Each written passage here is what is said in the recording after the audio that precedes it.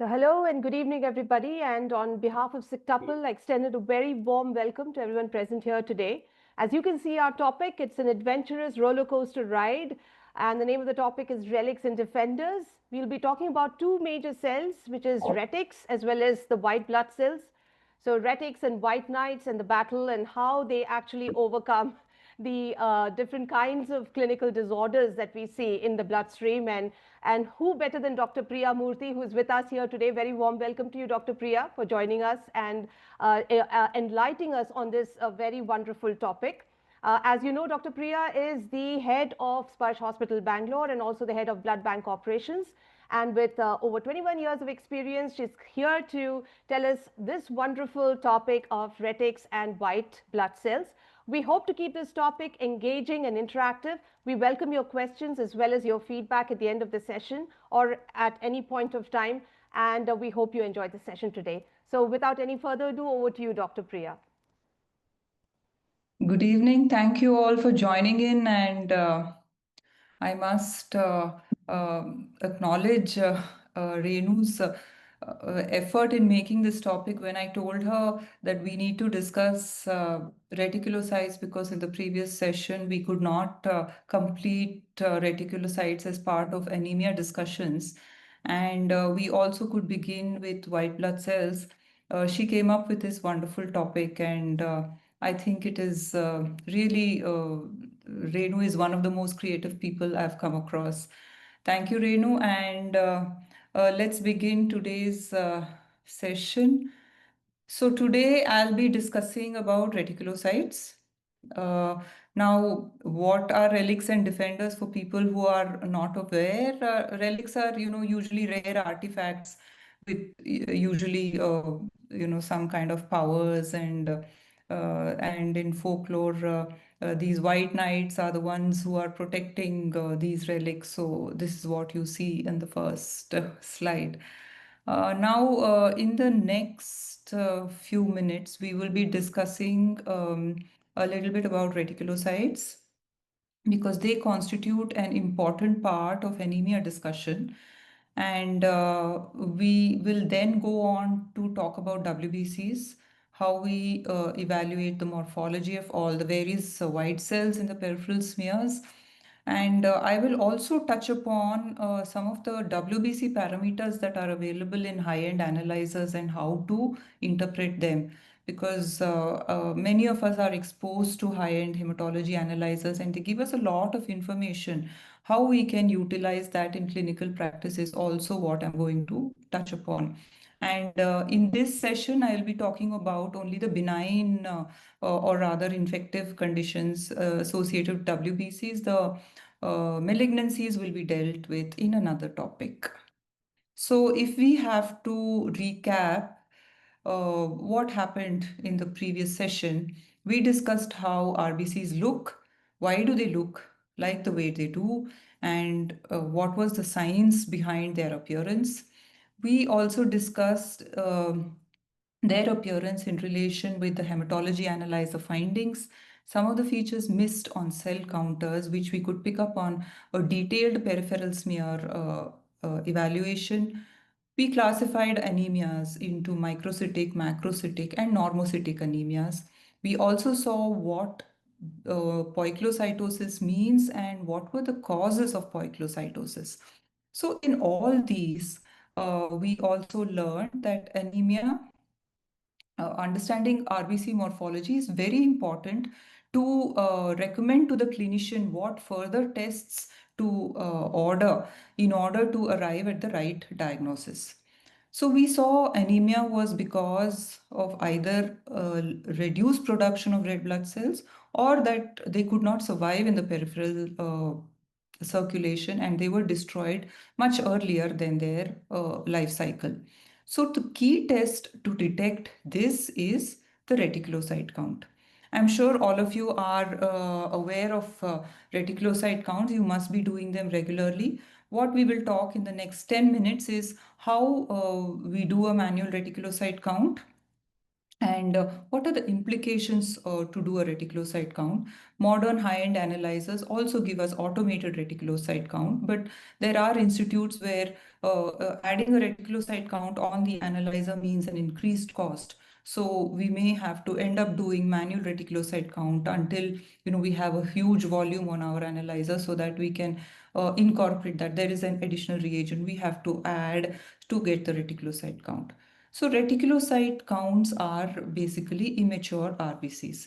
In the life cycle of how an RBC is formed, the orthochromatic normoblast, or the last stage, when it puts out its nucleus and it undergoes a lot of change, the membranes, the organelles within the cell undergo death, and then the remnants of it is what it remains in the reticulocyte count. The reticulocyte gets its name because of the reticulum of all the RNA material that remains within the cell. And the life of this reticulocyte is about 2 to 3 days in the bone marrow. And after that, it is egressed into the peripheral circulation, where it stays as a reticulocyte for another day before it matures into an RBC. So this is how a reticulocyte is formed.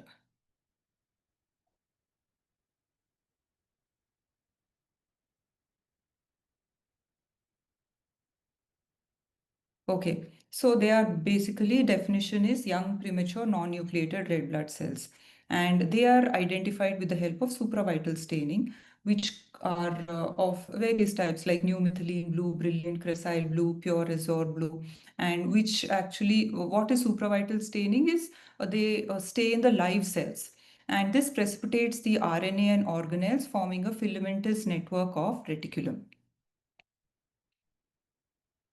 So there is a classification of reticulocytes. They are graded from 1 to 4 in the Hillemer classification. So the group 0 are the nucleated or the late orthochromatic normoblasts. Group 1 are the most immature reticulocytes, which have just put out their nucleus, and they have a still dense mass of RNA present within the cell. Then the RNA content starts decreasing, and then the stages of reticulocytes are formed before the mature erythrocyte. This is how it looks on supravital staining. So it is always said that more than 60% of the reticulocytes that we find in the peripheral circulation are the group 4 type, and 30% constitute the group 3 type. These are the reticulocytes that you normally see in the peripheral circulation in a normal individual. And when you see even a couple of dots, that is counted as a reticulocyte count. It is important. If you see 1 or 2 dots, you should not ignore it. These are the reticulocytes, the group 4 reticulocytes that you're seeing after a supravital stain that you apply. Then group 3 constitute 30%, and these group 1 and 2 constitute less than 1% in normal individuals. What is stress reticulocytosis? Now, there is a state of accelerated erythropoiesis following hematological disturbances. Example, there is severe anemia, maybe due to a blood loss or due to extensive hemolysis. What the bone marrow does is it starts producing excess number of RBCs, and so the precursors of these RBCs are the reticulocytes. So these excess reticulocytes are pushed into the circulation even before they attain maturity. These are what are stress reticulocyte counts, stress reticulocytes, and they appear as polychromatic cells on Romanowsky staining. And they can be seen in bone marrow regenerative conditions like following an autoimmune hemolysis, chemotherapy-induced anemia, then administration of therapy, nutritional iron and B12 folate therapy, and also for erythropoiesis stimulating agents. So these are usually considered multilobular and motile, and in contrast to the cup-shaped non-motile mature reticulocytes. When I say this, it is under phase contrast microscopy. You don't normally see it in bright field microscopy. So reticulocyte count is done by incubating the whole blood with a supravital stain. The stains used are methylene blue or brilliant crescile blue along with sodium citrate solution and sodium chloride solution. And this stain actually causes the RNA material to co-precipitate along with few mitochondria and ferritin masses in living young erythrocytes to form dark blue clusters and filaments. Smears of this mixture are then prepared and then examined. So EDTA or heparin whole blood can be used, and it is can be done up to 8 hours after collection. So I'll just roughly briefly tell you 3 to 4 drops of methylene blue most commonly used along with equal quantity of an EDTA sample in a glass test tube. Mix it well and allow it to incubate at 37 degrees for about 30 minutes. Mix again, take a drop of the mixture and make a smear. Air dry the smear and your smear is ready to be seen. It appears greenish blue, doesn't require any further fixation, and you have to see these under oil immersion. Lot of patience is required while counting the reticulocytes. At least 1000 RBCs should be counted before calling it before making an accurate count. And it is usually seen, you choose the correct area in a low power where a thin portion of the smear where the red cells are evenly distributed and are not touching each other. Then you put a drop of oil, change to oil immersion, and count at least 1000 RBCs.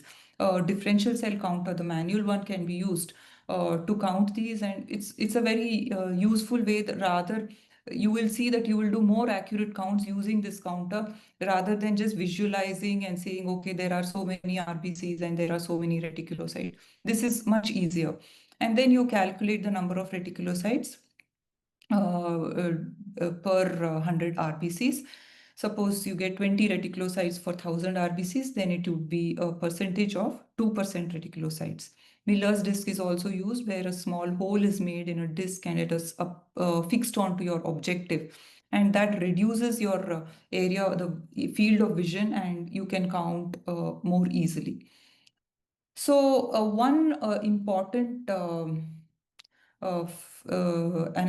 parameter that is available in modern analyzers are the immature reticulocyte fraction. This gives an idea of the erythropoietic activity of the marrow and in response to drugs and therapy. So these, I told you, the immature reticulocytes, that is the grade 1 and 2, are present within the bone marrow, and they take about 1 to 3 days before they come into the circulation. And these grade 4 reticulocytes, 3 and 4 reticulocytes, stay for about 1 to 2 days before they mature into RBCs. So we are estimating, now I told you in stress reticulocytosis, whenever there is an increased demand for reticulocytes or RBC formation, these immature reticulocytes are put into circulation, and there we calculate the immature reticulocyte fraction. So these are the grade 1 and 2 reticulocytes seen in the peripheral blood. So the reticulocyte production index is a very useful parameter to estimate the actual RBC count, and considering the number of days the reticulocytes will actually take in the peripheral blood, and we use correction with the hematocrit, and this is a very useful index uh, uh,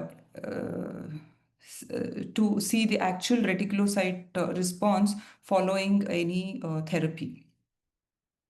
Now, while doing a manual reticulocyte count, there are some sources of errors.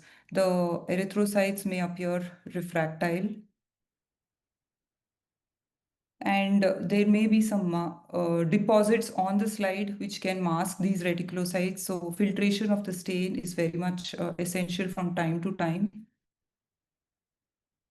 Then there are some erythrocyte inclusions like Howell-Jolly bodies, Heinz bodies, Pappenheimer bodies, and hemoglobin H inclusions, which can be mistaken for reticulocytes. So Pappenheimer bodies are frequently mistaken because these appear like clusters of blue dots in the cells, and these are actually iron deposits. To differentiate between the two, you will do a right Giemsa stain, and these will be still present and you may not see the reticulocyte counts. So falsely decreased reticulocytes count can happen in understaining. So please make sure you're incubating the mixture well and allowing the methylene blue to act on the smear before making the smear. High glucose levels can cause reticulocytes to stain poorly. It is a known fact. There is a high degree of inaccuracy and lack of reproducibility in managing the count. This inaccuracy can be overcome by using of automated instruments using flow cytometry. So now we discussed that now high-end analyzers give automated reticulocyte count. You see at least 2 smears before you report that no reticulocytes are observed. So flow cytometric analysis is very useful, and these can give the immature reticulocyte fraction, which is calculated as a percentage of the total number of reticulocytes. And the reticulocytes are stained with auramine O, and which is a fluorescent dye. And this is detected by the hematology analyzer. It is grouped into 3 groups: high, medium, and low fluorescence retics.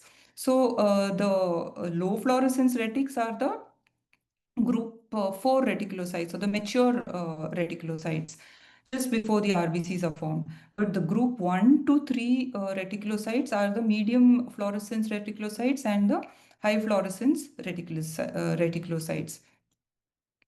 So IRF is a measure of medium fluorescence reticulocytes plus high fluorescence reticulocytes.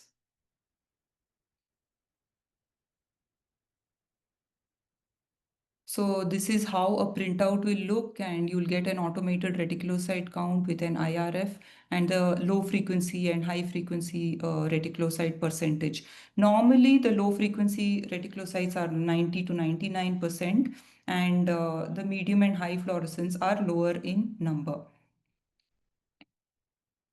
So this is just a picture I took. It's a little complicated, but you can definitely go through this article by Pulkit Rastogi and Pratik Bhatia in the Indian Pediatrics Journal, where beautifully he has explained all these uh, the new age hematology analyzers and the various parameters they give. So immature reticulocyte fraction along with reticulocyte count can be used to discover what is the type of anemia. If both are increased, it could be due to acute hemolysis or blood loss, and even in hereditary spherocytosis. So this is a useful flow chart in iron deficiency anemia and anemia of chronic disease. Reticulocyte count is decreased and immature reticulocyte fraction is normal. So these are some tips to see how you can detect the type of anemia.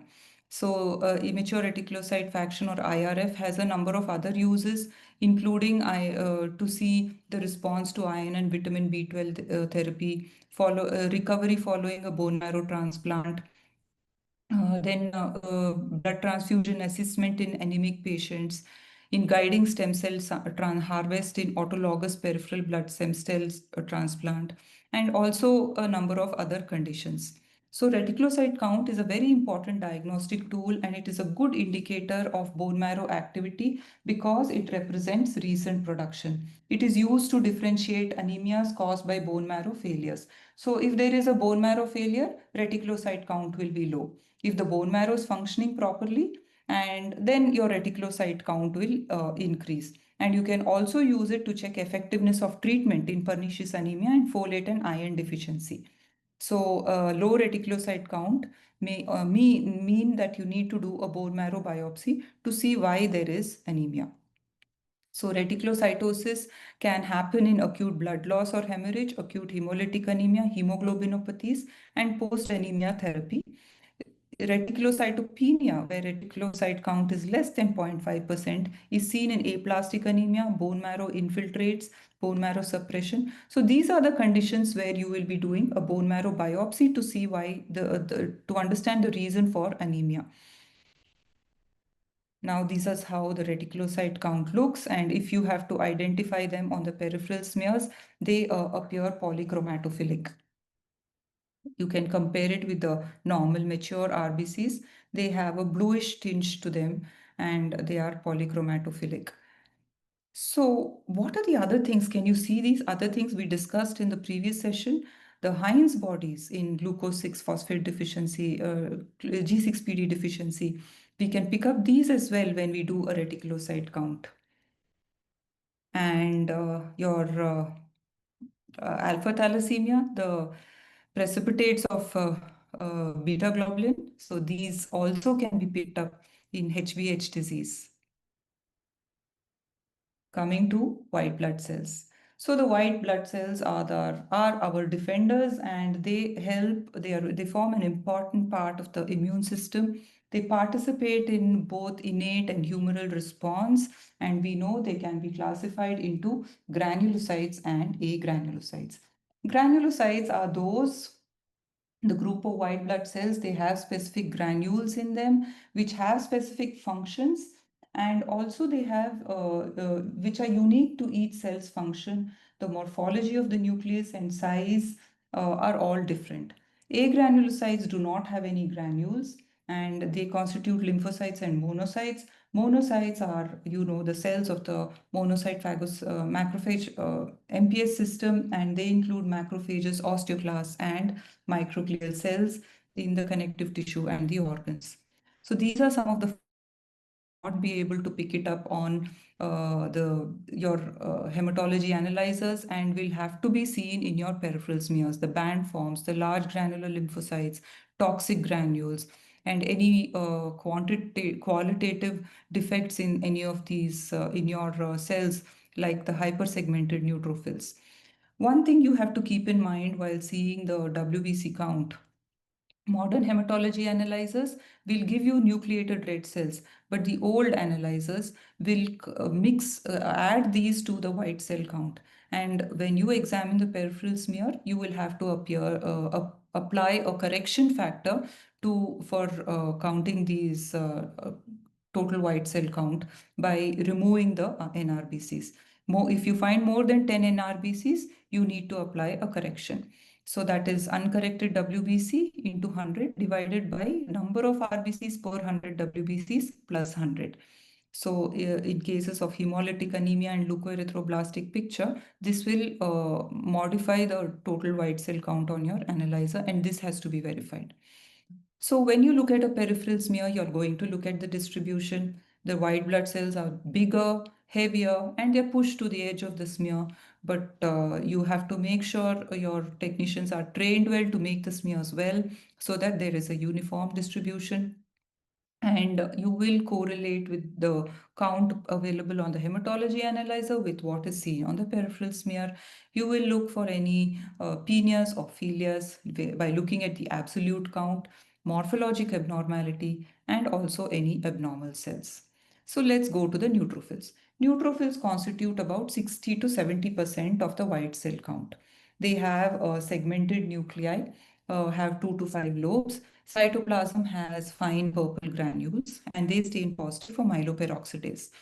They constitute the major portion for defense against infections, and the count varies.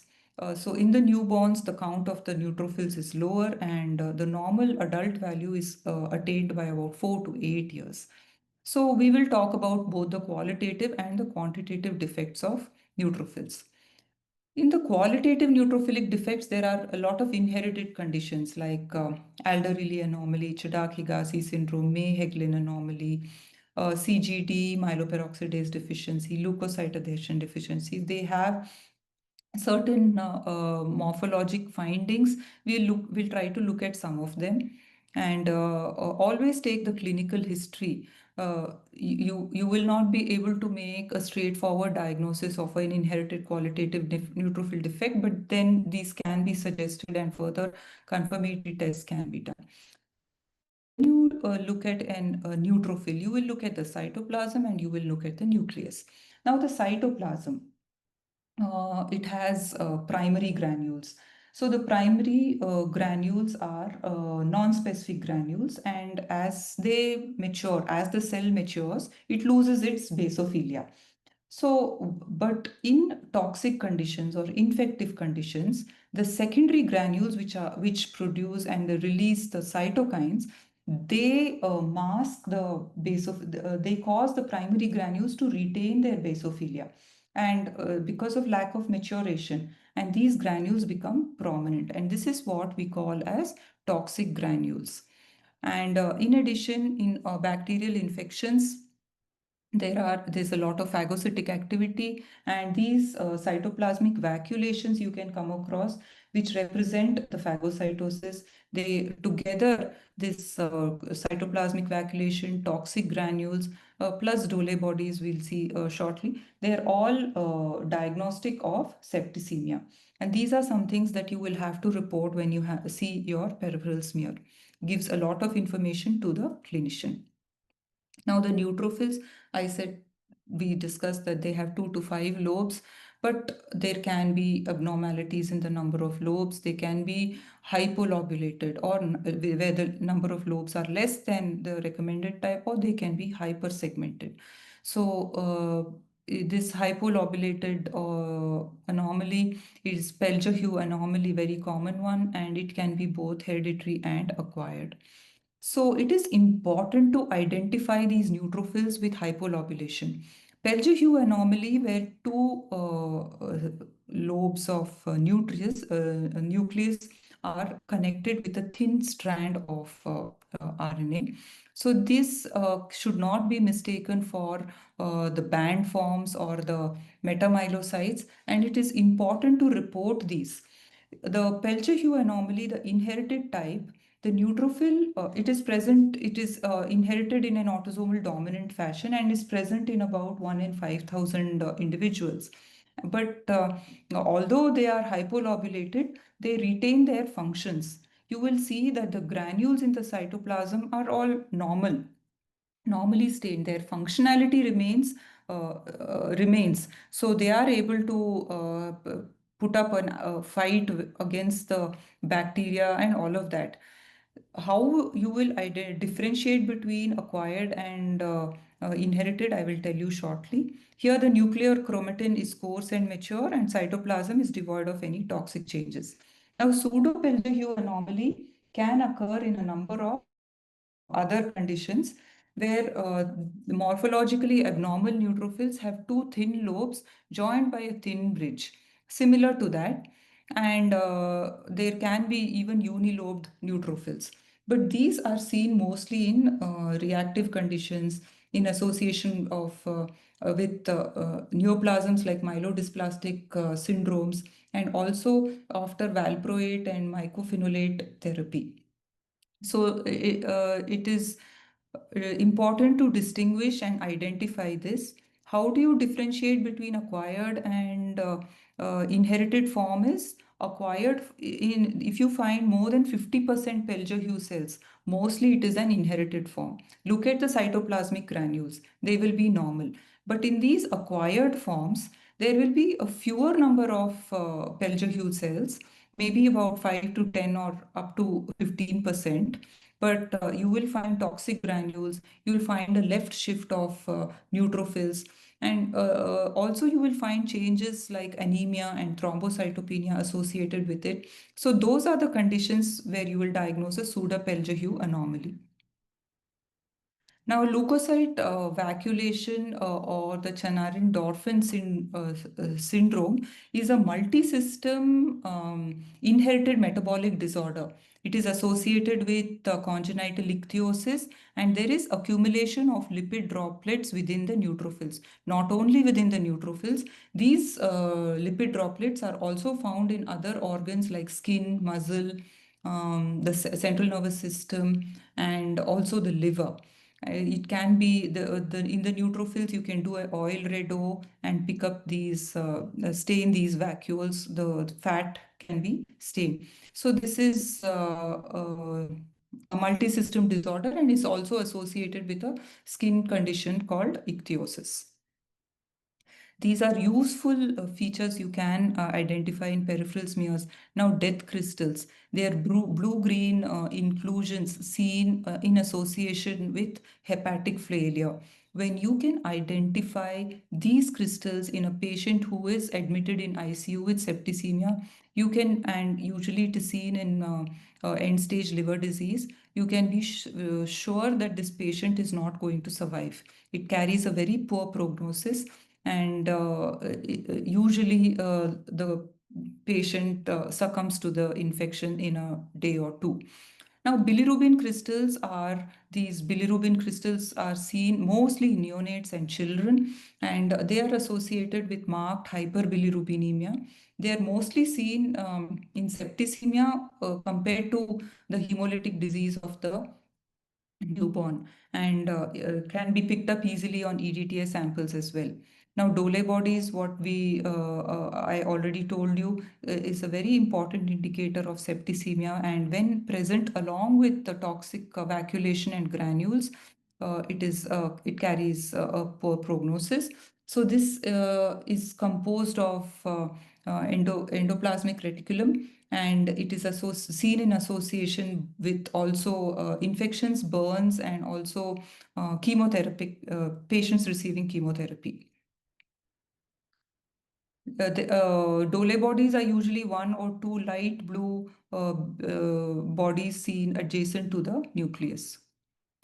Now, Hubble-Joly body-like inclusions, this I have never seen in neutrophils, but I saw this article in the ASH publications, and so these are supposed to be purple intracytoplasmic inclusions, and they are seen in immunocompromised patients and usually constitute infectious agents like ehrlichiosis and anaplasmosis. They also could be bar bodies if it's found in females, and they represent fragments of nuclear chromatin. So the Chidak-Higashi syndrome are large inclusion like single or multiple lysosomal granules. They can be seen in all the white cells, and that they're associated with particular cutaneous and ocular albinism, and these granules can be stained positive with MPO. And when patients have this inherited abnormality, they have an increased susceptibility to infections. Now let us look at some quantitative alterations of neutrophils. So leukocytosis is WBC count more than 11,000, and more than 1 lakh we call it as hyperleukocytosis. So neutrophilia can be immediate or pseudoneutrophilia, acute neutrophilia, chronic neutrophilia, or leukemoid reactions. More than 75% neutrophils is considered a neutrophilia when you do a differential count. So this pseudoneutrophilia happens during immediately after exercise or post anesthesia, where there is a displacement of all the neutrophils from the granulocytic pool. Even after an epinephrine injection given for any handling any emergencies will cause pseudoneutrophilia. Acute neutrophilia, 4 to 5 hour stimulus, a pathological stimulus to the patient will cause acute neutrophilia. There is an increased flow of neutrophils, and you can also see bands if the tissue demand for neutrophil creates an acute shortage of the segmented neutrophils from the storage pool. If this continues for more than a day or two, then there is chronic neutrophilia. And again, you will see a left shift. You will find all the precursors of the neutrophils in the peripheral circulation. So this is what is called a left shift. These are band forms, metamyelocytes, and this is known as a left shift. And when you see increased number of bands, it has to be counted separately and informed to the clinician, because it constitutes an important part of neonatal sepsis. If it is more than 15%, it indicates poor prognosis. It is important to inform the clinician.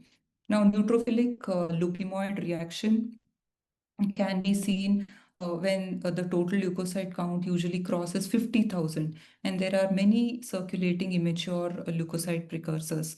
You may come across myelocytes, metamyelocytes, band forms. Sometimes promyelocytes and occasional blast can also be seen, but it again becomes difficult to differentiate it from chronic myeloid leukemia. So, neutrophilic leukemioid reaction can be seen in chronic infections associated with some malignancy and inflammatory processes. You can do a lab score, and it is very useful to differentiate it from CML.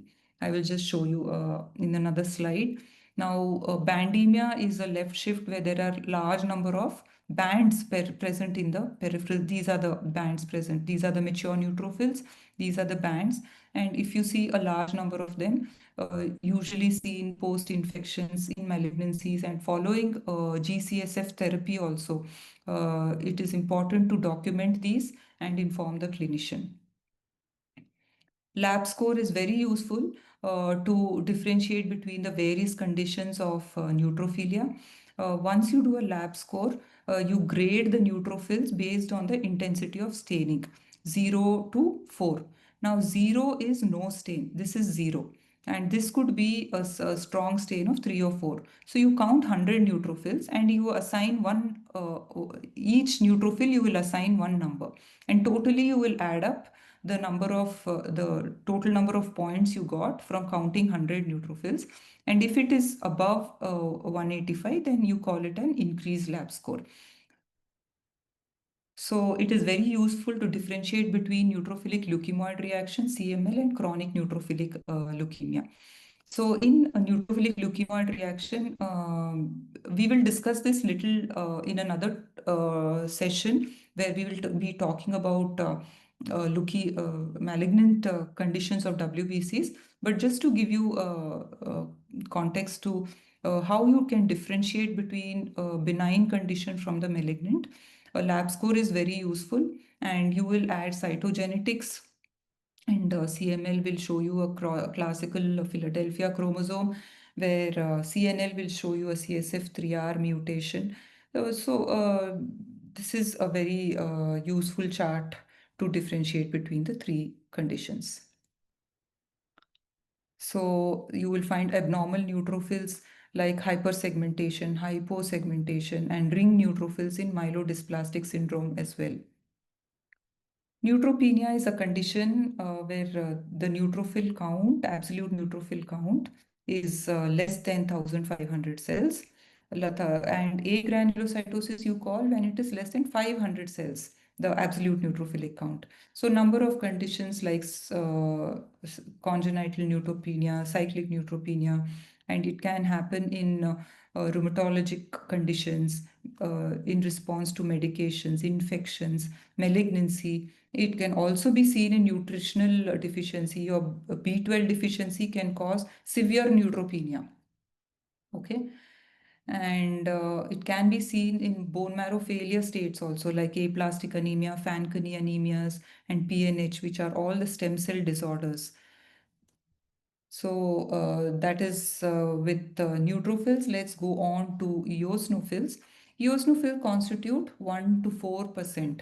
They usually bilobed cells or spectacle shaped. Cytoplasm has orange red coarse granules. They stain positive for peroxidase, and play a major role in allergic inflammations. So these granules are primary and secondary. Primary appear at the promyelocyte stage, and secondary appear at the myelocyte stage.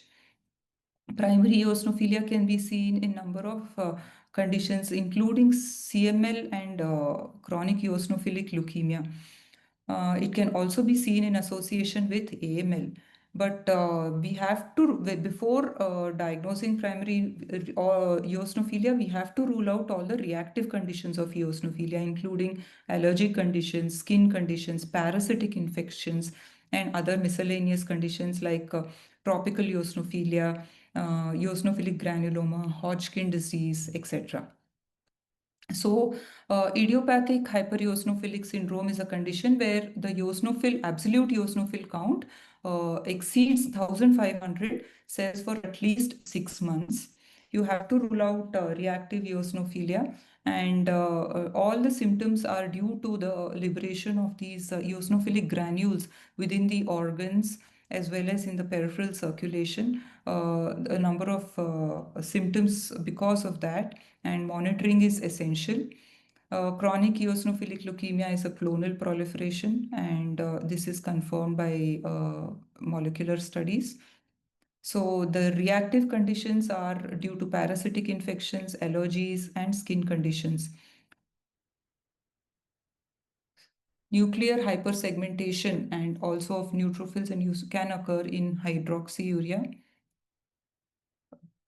which is one of the drugs given as part of chemotherapy. Now, basophils constitute 0.3 to 1%.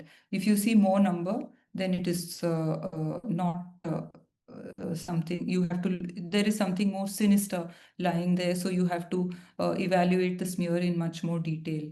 Basophils usually don't cross more than 2%. So if you see more number of basophils, you will have to look for other conditions, and they are quite difficult to identify for someone who is inexperienced. The dark blue granules almost obscure the nucleus, and they appear like dark blue blobs.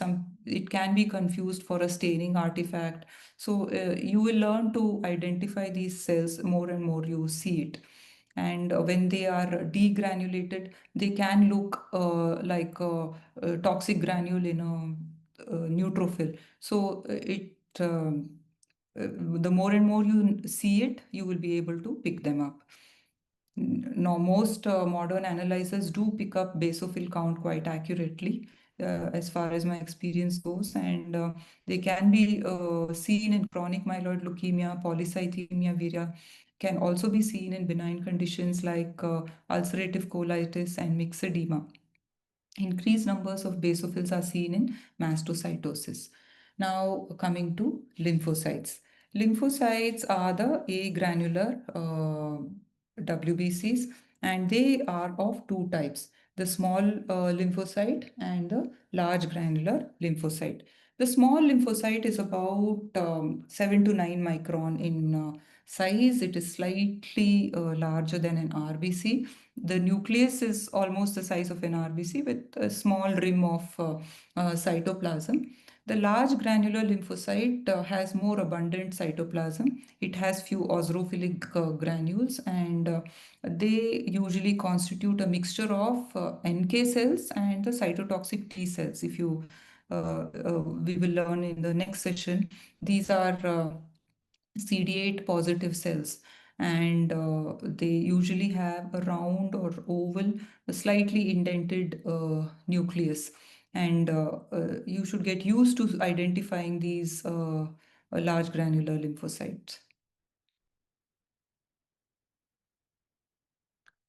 Now, lymphocytosis can occur in a number of conditions like infectious mononucleosis, some viral diseases, autoimmune diseases, vaccinations, drugs, and endocrine disorders also. They can also appear in conditions of extreme exercise and trauma. So, during development, T and B lymphocytes are formed, and they acquire receptors for particular antigens. And these antigens bind to the cells and transform the lymphocytes. So they can be transformed to blasts, or they can be transformed to immunoblasts. The immunoblasts are capable of handling the immune response of the body. And these are what we get as the reactive lymphocytes or a reactive immunoblasts. And they can be quite confusing. And for the an inexperienced person, they tend to call these as blasts or atypical or abnormal. So usually these reactive lymphocytes look very sinister. They have a large nucleus and abundant blue cytoplasm. And they're of different morphology. Sometimes they could have some vacuoles also. So, when you can identify this, always take the clinical history of the patient, look at other things if any serology has been done for the patient, usually you will be able to accurately diagnose them as benign or malignant. It has to be treated along with the complete history of the patient. Just by looking at these cells, it is not possible, and sometimes these can be mistaken for monocytes as well. But here you can see the cytoplasm is more basophilic and the chromatin is condensed, or it will be patchy condensation, and usually they don't show nucleus. On the other hand, if you see the nucleus is the chromatin, nuclear chromatin is more open with a nucleolus in that, these could be malignant. But it is always wiser to take a history of the patient and discuss with your clinician before releasing these reports. Then Downy cells, these are most commonly seen in infectious nucleosis. These became very popular during our COVID time, right? And we started identifying the Downy type 1, type 2, and type 3 cells. Type 3 cells have a very blastoid appearance, but if for an infectious mononucleosis, you can confirm by doing your monospot test for the heterophil antibodies, the monospot test, or even there are specific EBV antibodies to specific EBV antigens, and those also can be performed. And when you do all that to your serology, the morphology, the clinical history, and take when infectious mononucleosis patients usually have a classical triad of fever, lymphadenopathy, and pharyngitis. So consider all these before you identify the morphology. Similarly, in dengue, these lymphocytes look rather, sinister, but there is thrombocytopenia. Either patient would have fever, and this typical blue cytoplasm, it is, and these giant platelets you can pick up in a case of dengue.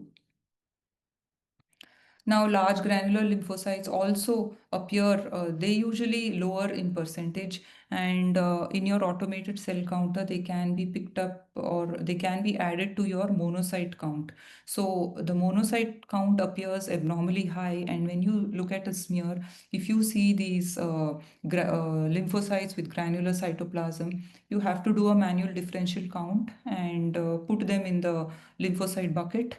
And if they are more in number in cases of viral infections or malignancies, like your large granular lymphocytic leukemia, then additional flow cytometric analysis would be required to make the proper diagnosis. Usually, these populations wax and wane, and a couple of smears that you see over a couple of days will help you identify the correct cell. So, lymphoid cell morphology is really difficult, and it can make even the most experienced person fail sometimes to differentiate between the two. But taking clinical history, correlating with the other lab tests, your serology tests will help you identify. And all these malignant conditions we will be discussing in the next session. Now, let's go to the monocytes. Monocytes constitute about 4 to 5% of the white cells. The difference between these and reactivated lymphocytes are the cytoplasm. The is the cytoplasm. It is slate gray in color. In activated lymphocytes, you will see a bluish basophilic cytoplasm, but this is slate gray in color, or ground glass we call. They can have vacuoles, and they can also show some granules. One way to pick them up is by doing the non-specific esterase staining, and they stain beautifully with non-specific esterase. They don't stain with myeloperoxidase, but they stain with non-specific esterase. These are the cells which migrate into the tissues to form your macrophages, osteoclasts, and the other microglial cells. You can find monocytosis in a number of conditions like tuberculosis, Kala-Azar, malaria, and syphilis. And you will see them in number of hematological malignancies also. Now, what are the just precursors of monocytes? Are the promonocytes and monoblasts? It's important to identify these as well. in the peripheral smear when you come across, and I'll just briefly touch upon. These are the monocytes with the vacuolated slate gray ground glass appearance cytoplasm with a lobulated nucleus, open chromatin. You see, these do not have a nucleolus, but a promonocyte will have a similar nucleus but a prominent nucleoli. And a monoblast will have a more oval nucleus without the lobulation and a prominent nucleolus. Promonocytes are considered as blast equivalents. And together, the count of promonocyte and monoblast will be the blast count in any differential that you do. Malaria pigment, this is a monocyte showing a malaria pigment. Now, if you don't come across the malarial parasite in a peripheral smear and you see this pigment in a monocyte, it will give you a clue to look for more smears or to repeat the smears when the patient is having chills to rule out malaria infection. So this is a clue for you to pick up malaria. This is a case of, I just added it here, acute monocytic leukemia, where the promonocytes, these are all the monoblasts. The others are the promonocytes with a lobulated nucleus and prominent nucleoli. Now, the CBC, the automated differential count, is a very is a, like a cornerstone in modern medicine. In the context of host immune response, an abnormal white cell count is among the first signals of infection and immune dysregulation in many clinical scenarios. So it is very important that you look at your printout and also correlate with the peripheral smear. A number of indicators are there in the modern analyzers. We will look at some of them now. And absolute count and percentages of the 5 normal blood cells, they give a host of clinical insights. So we saw neutrophilia, neutropenia, how important they are, and also a left shift where cytokines trigger release of immature granulocytes. Then you will also look at bandemia and immature granulocytes. Many of the new age analyzers give these IGs, and they quite accurately flag IGs, and then you can look into the peripheral smear to identify the IGs and confirm it. The SIRS criteria for sepsis include 3 variables, which include leukocytosis more than 12,000, leukopenia less than 4,000, and bandemia of more than 10,000. So 10%. So these are important criteria you need to keep in mind. And when you're evaluating patients from your ICU, it is important to give these information, and it forms a part of your critical alert callouts as well. Now, neutrophil to lymphocyte ratio is a very valuable parameter that many analyzers are giving. And these is just the ratio of neutrophils to lymphocytes. And endogenous, whenever there is a cortisol or a catecholamine secretion in response to stress, number of neutrophils are increase and reduces the number of lymphocytes. And also in condition sepsis, the lymphocyte apoptosis happens. So naturally your NLR or neutrophil lymphocyte ratio will increase. And this is the criteria used. NLR less than 3, there is no septic shock. If it is between 3 and 10, it's in a gray zone. But if it is more than 10, it should be considered strongly as a indicator of sepsis, and it has been found to be superior to your C-reactive protein and also procalcitonin. So it's a really important indicator to alert, almost like a critical alert call out in your laboratory. Another parameter that many new age analyzers give are this monocyte distribution width. They use the concept of volume, conductivity, and scatter and measure the diameter of these monocytes in response to bacteria, viruses, and fungi. And what they have seen is using this technology, the diameter of the monocyte, the average diameter of the monocyte is large. So the monocyte distribution width, similar to your red cell distribution width.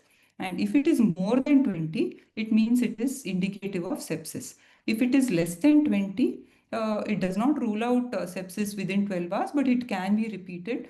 It was very much in use when I think Sysmex introduced, I'm not sure, Sysmex or Beckman Coulter. Yeah, I think Beckman Coulter introduced this, and it was a huge rage to pick up patients having sepsis. It was, but I think now the value has reduced. So these monocytes, whenever there is when they are exposed to any pathogen, they have a cytokine storm. They developed increased vacuolation, granules, and they are captured and picked up with the help of volume conductivity and scatter.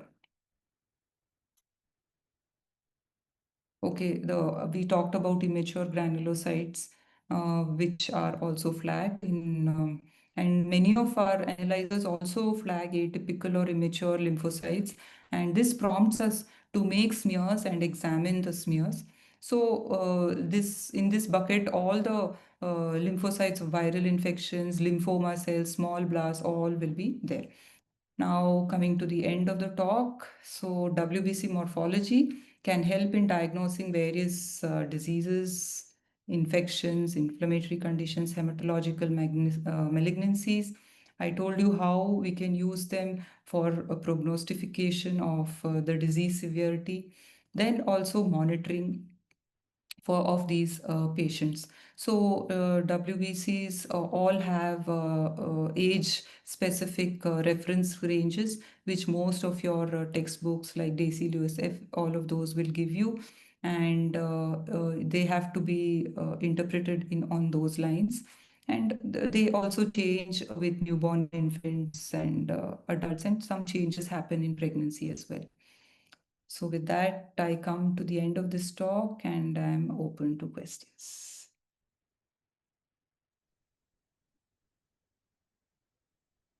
Thank you very much, Dr. Priya, for that amazing treasure trove of information, all the way from transformed lymphocytes to atypical lymphocytes and, the retic cells, how we need to visualize, identify them, and apply them, in practical purpose to see how we can come to the right diagnosis. It's indeed a presentation with a lot of thought that has been put into it, and an in-depth knowledge, obviously, which is showcased out over here. A lot of exam questions as well, in case, if students are present on this forum, you would see that a lot of these, what she has spoken about today, you will get those questions in your exam for sure. So thank you so much for such a wonderful presentation. We are open to take any kind of questions or any queries or feedback. And I think Dr. Tejinder Singh is again here in the session here today. So Dr. Tejinder Singh, sir, we would like to hear some pearls of wisdom from your end as well, as you come with such a great amount of experience in this particular field, a stalwart in your own right. Would love to hear from you as well.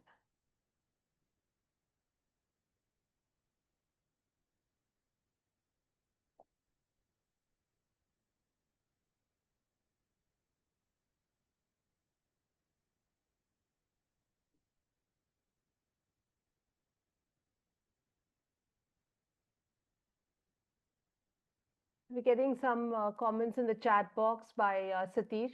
Satish, you can come on the video also. Yeah, please, I can see Mole Roy has a question. Please come on the video and do ask your question.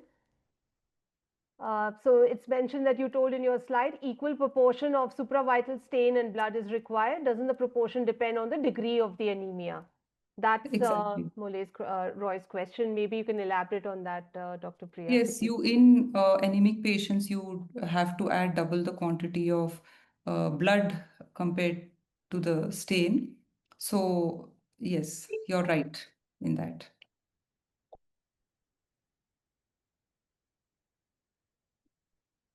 Hello, Tejinder Singh this side. Good evening, Yes, sir. sir. Good Good evening. evening, sir. Thank you, Priya. It was a wonderful talk, as she rightly said. It was very, very informative, and what has been covered in detail is diagnosis of sepsis. It is one of the very, very important clinical condition in which urgent treatment needs to be started. Antibiotics have to be given in especially in pediatric emergency. So NLR ratio, monocyte distribution width, immature granulocytes, neutrophilic leukocytosis. You have covered all these features of sepsis very nicely. And especially and then what you have covered is the eosinophils. See, the eosinophilic lesions are not many which we come across, but the differentiation of idiopathic hypereosinophilic syndrome from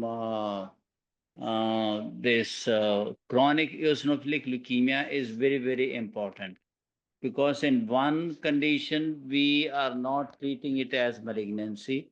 On the other hand, in chronic eosinophilic leukemia needs to be treated like a malignancy. Thank you very much for such a nice presentation. Thank you. Thank you, sir. Thank you. Thank you, for sir, for joining. your kind words. We also have Dr. Nitin Rathi from SIMS Nagpur. Sir, Dr. Nitin, if you may share some points and reflections in your practice in hematology, and if you had encountered some challenging cases, which would be useful for the people listening to this session over here today, just welcome you to share your thoughts as well.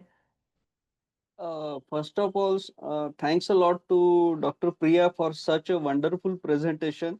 Whenever we think and come across so many simple findings and just leave it without much attention, so Dr. Priya has made it very precise that going through few more delicacies of the topic and the observations can really help one person, that is the patient. And I'm really thankful for this wonderful presentation. Thank you. Thank you, sir. Dr. Nitin Rathi. It's been a while since we met. I think we met at one of the workshops in Nagpur. So Yes, nice. yes. And I still have a US photo with Dr. Yeah, Tejinder sir and myself. yeah, And yeah. I have still saved it with myself. Yes, Thank yes. you. Thank you for joining, Doctor.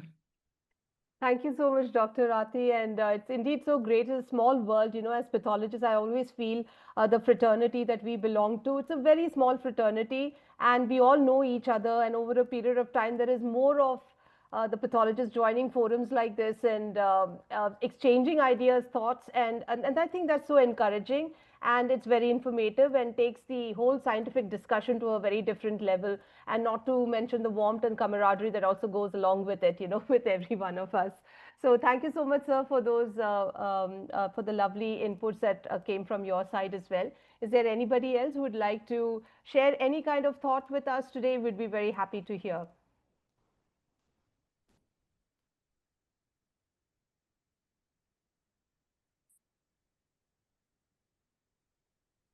You will be getting a recording of this session as well. So even if you do have some questions later on, we'll be happy to engage.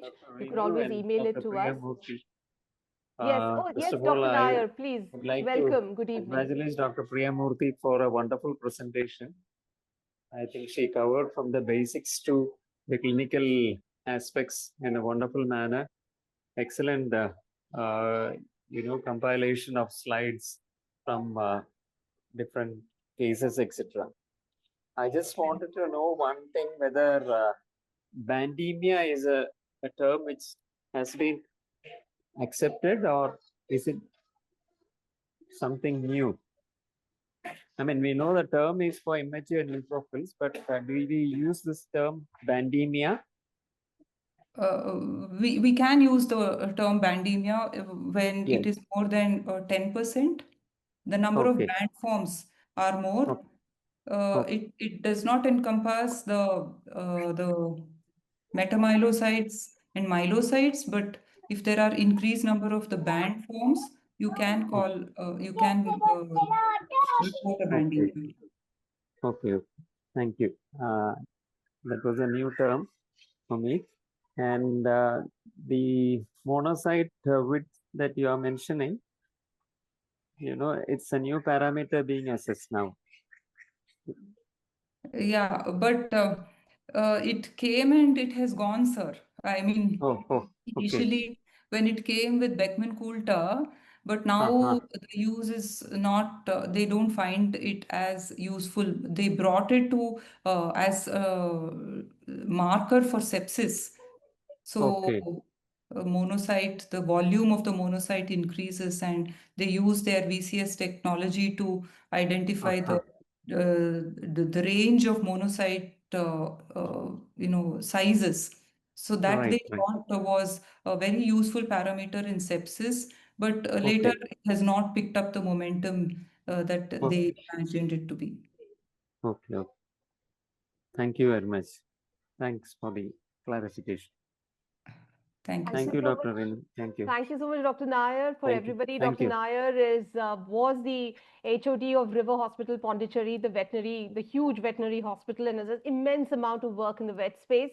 And thank you, sir, for being on the session here today and for your inputs as well. Dr. Thank you. Priya, I also thought, if I am not wrong, you can correct me. There was also this immature granulocyte index, right, which was there on the Sysmex earlier, which was representative of sepsis, and we would look for that parameter as well. When you spoke about the monocyte parameter, I remembered about that also. Yes, yes. Many analyzers came up with different new parameters. Right. Yeah. But at the end of the day, nothing into the smear and documenting your findings. I still don't rely completely on the analyzer. All these flags, of course, large volume centers do, just report as they get it, but I'm still attached to my binocular microscope and I would love to look at the smear whenever there are these flags. Absolutely. Nothing beats a good peripheral smear interpretation with your own self and mind and eyes, and especially amalgamating the whole thing with the clinical acumen and the morphological skill Yes. that one has as a pathologist. The both of that put together obviously, creates that difference in coming up to the exact diagnosis than relying just on a CBC analyzer. Of course, we get the clues from that as well. And so everything has a place under the sun. And that's how we collaborate everything and give a collaborative diagnosis at the end. So it was, personally, I think it was very lovely for me to listen to your session today. Was a reflection of a lot of things that I had done in my practice as well, especially with the reticulocytes and the corrected total counts of WBCs, which we have done during our practice. And we continue to do all of that today. And there has to be such a good understanding and a deep understanding, especially for young pathologists who are there out in the field, in the identification, the application of this knowledge, which will be very beneficial even in cases, of simple cases of hemolytic anemia, knowing whether the marrow is responding or not in response to a hemorrhage, in response to a hemolysis, or just an anemia. Is the retic count high? So what are the differential diagnoses that you're thinking about? Or if the retic count is low, and then what are you thinking about? The whole flow chart, is still visual, in my mind out over here. And I think all of you practicing hematology will resonate with what I am talking today. Thank you so much again for such a wonderful session. And thank you so much to everybody present in the forum today for taking out your precious time on a Saturday evening and being here with us. Thank you again, Sir Tajinder Singh, sir. It's indeed a pleasure to have you, and we hope to have you in all of our sessions even in the future. And Dr. Nitin, Dr. Nair, and all the rest of all of you as well. Do write to us on an email in case you have any other queries or suggestions or feedback. We'll be happy to look at those as well. And we hope you all had a very good time.